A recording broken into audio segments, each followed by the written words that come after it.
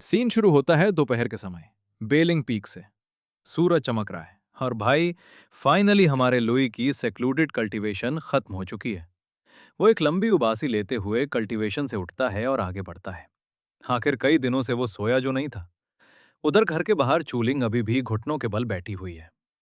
Louis का system ये notice करता है और कहता है, होस्ट, वो बहुत देर से बाहर बैठी है, क्या तुम एक बार जाकर देखोगे नहीं? पर लुई के चेहरे पर कोई इमोशन नहीं आता।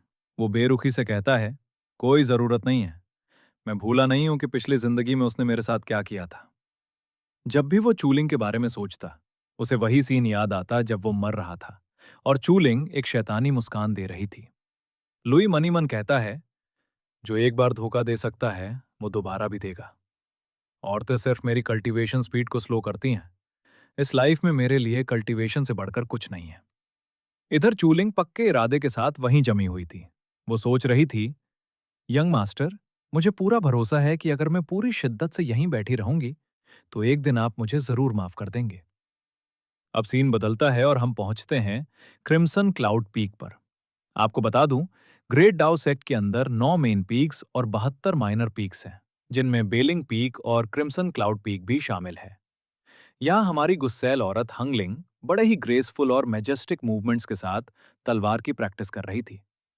हालांकि उसके मूव्स देखकर ऐसा लग रहा था कि वो कोई ट्रेनिंग नहीं बल्कि डांस कर रही हो और हवा भी उसके साथ नाच रही हो। पर वो वहां अकेली नहीं थी। कोई पीछे पत्थर के पीछे छुपा उसे टकटकी लगाए निहार रहा था। लो भाई, इसे यहां एक स्टॉकर मिल गया जिसका नाम था लिंगू वुशंग। लिंगू तो उसके इस तलवार वाले डांस को देखकर पूरी तरह मेस्मराइज हो चुका था। उसे इस गुस्सैल लड़की में पता नहीं कहां से हुस्न की परी नजर आ रही थी। वो बुदबुदाता है, ये औरत, ये तो सच में। इससे पहले कि वो कुछ और सोच पाता, स्वूश, हंगलिंग की तलवार उड़ती हुई सीधे उसी पत्थर पर जा लगती है जिसके पीछे वो छुपा था। लिंगू के मुंह से डर के मारे उफ निकल जाता है। हंगलिंग बड़े नॉर्मल अंदाज में कहती है, कौन है वहां? पता नहीं क्यों इस बार उसे गुस्सा नहीं आया।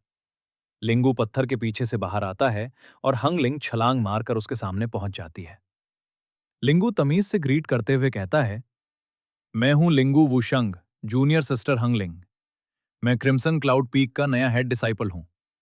हंगलिंग की शक्ल भले ही अजीब बनी हो, पर लिंगू की आंखों में तो इस वक्त वही दुनिया की सबसे हसीन औरत थी। हंगलिंग अपनी मीठी आवाज में कहती है, ओह, तो तुम हो लिंगू वुशंग। वो मनी मन सोचती है, ये नाम तो मैंने पास्ट में सुना था।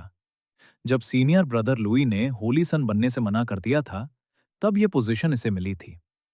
फ्यूचर में ये 8 हेवेंस तक पहुंच गया था, पर डार्क टर्मल की लड़ाई में मारा गया। यानी ये भी एक असली हीरो था। लिंगू मुस्कुराते हुए कहता है, जूनियर सिस्टर, तुम्हारी तकनीक सच में शानदार थी। क्या मैं तुमसे कुछ टिप्स ले सकता हूं?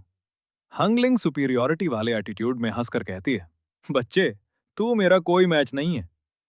बच्चा सुनते ही लिंगू का मर्दानापन जाग जाता है।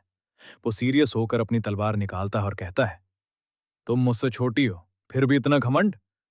एक बार ट्राई करेंगे तो पता चल जाएगा कि मैं मैच हूं या नहीं। अगले ही पल हंगलिंग अपनी मूवमेंट तकनीक से सीधे उसके चेहरे के पास पहुंच जाती है और मुस्कुराते हुए कहती है, तो चलो ऐसा करते हैं, तुम पहले जाकर लुई को चैलेंज करो। अगर उसे हरा दिया तो मेरे पास आना। इस नजदीकी की वजह से लिंगू पिघल जाता है और शर्माते हुए पीछे हटता है। कौन है ये लुई? मेरी तो उससे कोई दुश्मनी नहीं है, तो मैं उसे चैलेंज क्यों करूं? चलो, लिंगू पूरी तरह से दिल से नहीं सोचता, थोड़ा दिमाग भी है इसके पास।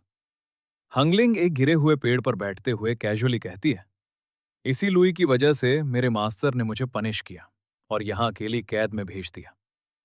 लिंगू उसके पास आता है और पूछता है, ठीक है, बताओ मुझे जूनियर सिस्टर, उस लुई ने तुम्हें कैसे फंसाया? बस फिर क्या था, सुहावने मौसम में हंगलिंग की एक तरफा कहानी शुरू हो जाती है। वो बताती है, ये कहानी उस दिन से शुरू होती है जब मैंने लात मारकर उसका दरवाजा तोड़ा था। और भाई, वो कहानी में मिर्च मसाला लगाना शुरू करती है कि पूरा 1 घंटा बीत जाता है। 1 घंटे बाद हम देखते हैं कि लिंगू का खून खौल चुका है। वो गुस्से में चिल्लाता है, व्हाट? ये तो कितनी बेहूदगी है। इस तरह का इंसान तुम्हारा सीनियर ब्रदर कहलाने के लायक भी कैसे है? तुम बस यहीं रुको जूनियर सिस्टर, मैं अभी जाकर उस लुई से बदला लेता हूं। उसे हराकर तुमसे माफी मंगवाऊंगा। हंगलिंग हिचकिचाते हुए कहती है, अरे एक मिनट, क्या तुम सच में जा रहे हो? रुको, तुम उसे नहीं हरा पाओगे। पर लिंगू तो कसम खा चुका था, अगर आज मैंने उस लुई को सबक नहीं सिखाया तो मैं हेड डिसाइपल कहलाने के लायक नहीं हूं। सीन बदलता है लुई की तरफ। यह लड़का तो कल्टीवेशन का कीड़ा बन चुका है। एक बार उठकर फिर से कल्टीवेशन के लिए बैठने ही वाला था कि उसे सेंस होता है कि कोई उसके आंगन में आया है। वो आंखें खोलकर कहता है, कौन है बाहर? बाहर से भारी आवाज आती है, लिंगू वूशंग। लुई के दिमाग में तुरंत एक एरीना फाइट की याद आती है। वो समझ जाता है और सोचता है, ये यहां क्यों आया है? लॉजिकली तो हमारी पहली मुलाकात ऑल सेक डिसाइपल टूर्नामेंट में होनी चाहिए थी, जहां मैं चैंपियन था और ये रनर अप। लुई दरवाजा खोलता है। लिंगू पूछता है, क्या तुम लुई हो? लुई कहता है, हाँ, पर सीनियर ब्रदर लिंगू का हमारी पीक पर कैसे आना हुआ? लिंगू हैरान हो जाता है, तुम मुझे जानते हो? अब मौका पाकर लुई उसकी तारीफों के पुल बांधने लगता है। बिल्कुल जानता हूं भाई। 2 महीने 12 दिन पहले आप सेक्ट में आए और पहले ही दिन हेवनली कोर कंडेंस कर ली। सच में कमाल है। यह सुनकर लिंगू की छाती चौड़ी हो जाती है। वो लुई के घर को अपनी जागीर समझकर अंदर घुसते हुए कहता है, तुम्हारी आंखें तेज हैं, पर सही बताऊं तो मुझे आए बस 2 महीने 11 दिन हुए हैं। पहला दिन तो एंट्री में ही चला गया था। लुई उसकी हां में हां मिलाता है। बिल्कुल बिल्कुल, आपका टैलेंट तो पूरे सेक्ट के लिए सोने जैसा कीमती है। तभी अचानक लिंगू को होश आता है कि वो तो यहां लड़ने आया है। वो अपनी उंगली लुई की तरफ उठाता है। एक मिनट, अपने मुंह से ये स्माइल हटा और मुझे बेवकूफ बनाना बंद कर। मैं यहां तुझे चैलेंज करने आया हूं। चारों तरफ सन्नाटा छा जाता है। लुई अपने असली रंग में आता है और मुस्कुराते हुए कहता है, चैलेंज? चलो ठीक है, वैसे भी मैं कब से बोर हो रहा था। दोनों लड़ने के लिए बाहर आते हैं। लिंगू तुरंत तलवार निकालकर लुई पर रश करता है। लुई सोचता है, लिंगू, पोटेंशियल तो है तेरे अंदर, चल तुझे थोड़े टिप्स दे देता हूं। लिंगू चिल्लाता है, अब मैं होल्ड बैक नहीं करूंगा। लुई, तैयार हो जाओ। और एक खतरनाक स्लैश मारता है।